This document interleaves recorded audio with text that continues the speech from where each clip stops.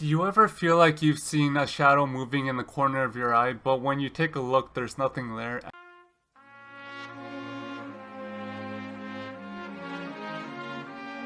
Minasan konnichiwa, Yonggi no kage Giyong desu. Uso da, jodan jodan, Yonggi desu. Yonggi-baka to atarashii video e yokoso. Ima wa mada bukimima kisetsu. Soshite kawaii anime ni hanashimashou. Kawaii anime ga kawaii janai desu kedo. Mada suki de mitai deyo ne. Kyou no video wa mama moto kawaii anime ni suete desu. Hajime hyo. Do you ever feel like you've seen a shadow moving in the corner of your eye, but when you take a look, there's nothing there?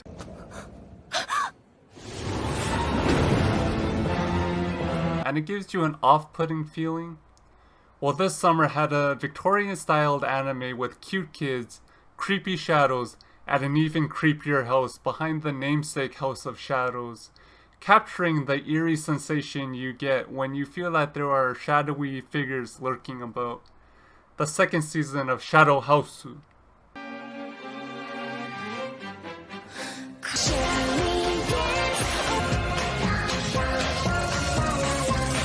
The house that the title Shadow House references is more akin to that of an aristocratic house, filled with lords and ladies, drawing from European influence.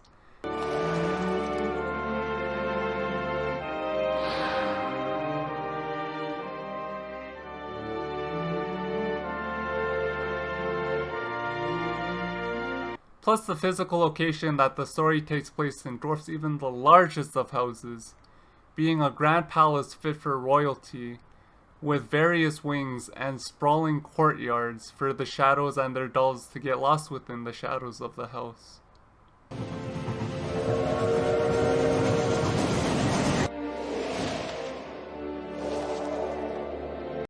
Human children, dubbed dolls, are brought to the House of Shadows to serve the shadows within, pitch-black beings that both can and involuntarily emit soot, rising to prominence in the region for their ability to manipulate soot, selecting children for their depravity, brought in to stand as a model for and service their shadow counterparts, and effectively prolong the House of Shadows' eminence. セスはね、怒ったり良くない感情の時に出るの。もしかして今怒っていますか？これは不安かしら。 The story of Shadow House revolves around a young shadow named Keito, an intelligent, calm, and refined noble, and her human doll counterpart, who she, going against the established decorum of bestowing a name that plays off on her own, allows her human doll to name herself, choosing on the name Imiriko, a kind, cheerful, and hard-working young girl, identical in stature, who's set to become Keito's face, displaying and capturing all of her emotion. 嬉しいです。でも、あなたの方がだいぶ変わっていて、見てておかしいから。おかしいですか？エミリーをひねって、エミリコというのはどうかしら。エミリコ。気に入らない？いえ、とてもいい名前です。 After passing a series of perversely sinister trials that an older shadow, the warden of the children's ward, set to determine how the shadow doll tandems have been acclimating to their new role, their partners, and the house itself, not all making it through, Keito, Imiriko, and the other pairs that have passed reach a coming-of-age debut, being fully accepted into the house. Those that have failed being disposed of and reassigned accordingly. やはりエドワードが言っていた通り。ケイトを警戒しろ。 While praised for her aptitude, Keito begins to develop a distrust towards the hierarchy found within the house, for the objectifying maltreatment of the human dolls, who are given a coffee-based drink that's laced with soot.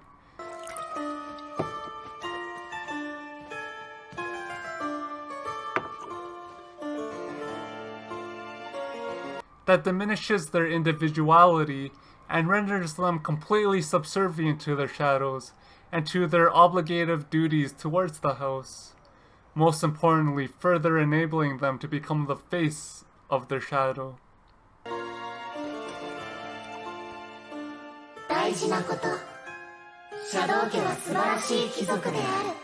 Of the shadows that remain and have come of age, those who have grown and are accepted into the House of Shadows, so too have their suit powers grown, or their ability to manipulate suit, which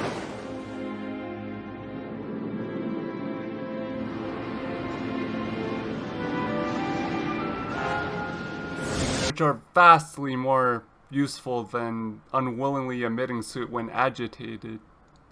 The suit powers growing throughout a shadow's life, ranging from physical capabilities to manipulative or controlling ones that can be used upon objects or tools that suit may swarm or enter.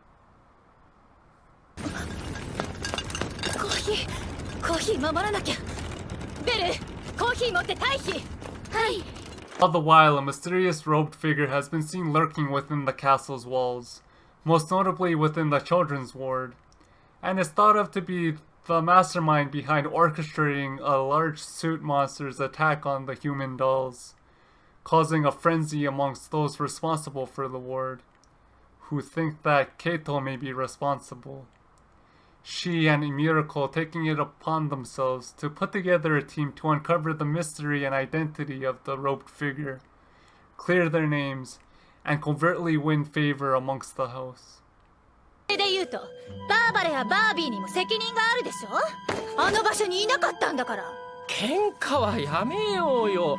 duel's thrilling quest takes Keito, Emiriko, and their team to new places throughout the castle grounds.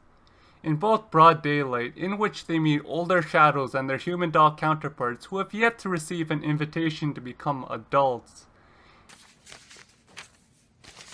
あら、エミリコ、この地図は何かしら？それはミアが描いてくれたメインハウスの地図です。 And in the dead of night, amongst the darkness and shadows within the castle walls, both, if not handled tactfully, could raise suspicions of Keito's disloyalty towards the house, and validate others who are already suspicious of her inherent rebellion.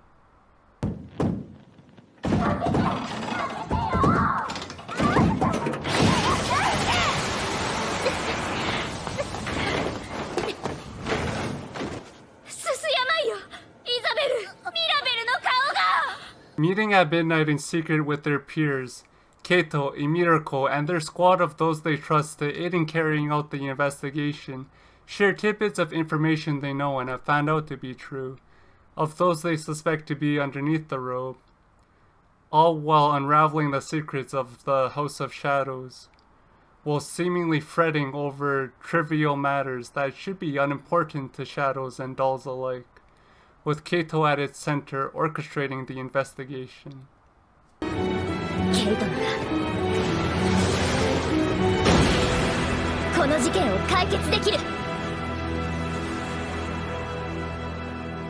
As it was hinted towards the end of the first season, the same fate, a grand transition, an extinguishing of a life that all shadows, and more importantly their human dolls must face, as they age beyond their youth into adulthood, becomes a pressing theme, as Keito becomes more aware of the sinister secrets that the house holds.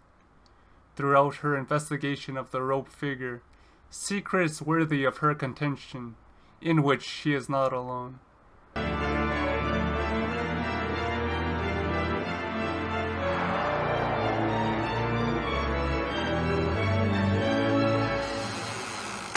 But other shadows may see the abhorrent transition as a mark of prestige.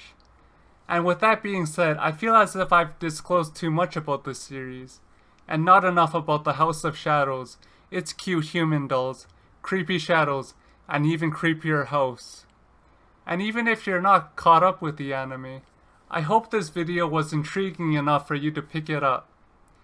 今日はこの辺です。ありがとうございます。ずっと元気でいてね。じゃあまたね。外ってもしかしてシャドウ家の方がいたりして。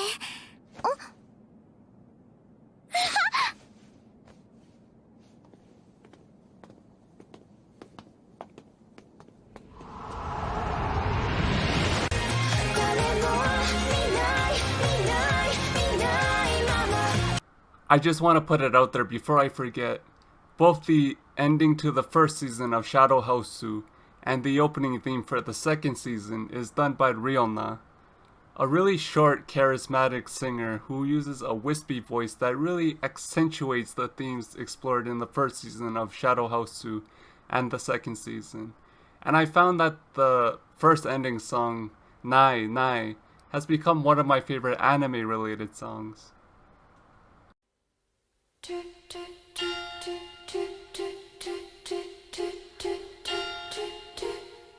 何者でもないまま何もできないまま